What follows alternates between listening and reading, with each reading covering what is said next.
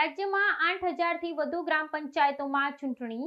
81 લાખથી વધુ મતદારો મતદાન કરશે 751 પંચાયતો સમરસ જાહેર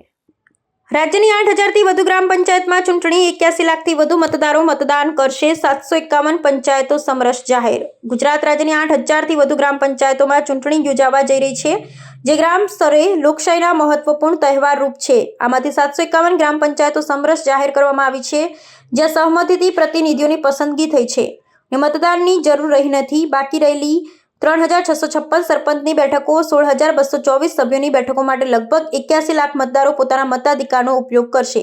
રાજ્ય ચૂંટણી પંચ દ્વારા મતદાન પ્રક્રિયા શાંતિપૂર્ણ અને સરળ રીતે પૂર્ણ થાય તે માટે વિશેષ આયોજન કરવામાં આવ્યું છે તમામ સંવેદનશીલ મતદાન મથકો પર સુરક્ષા વધારવામાં આવી છે કાયદો વ્યવસ્થા જળવાઈ રહે તે માટે વધારાના પોલીસ જવાનો તૈનાત કરવામાં આવ્યા છે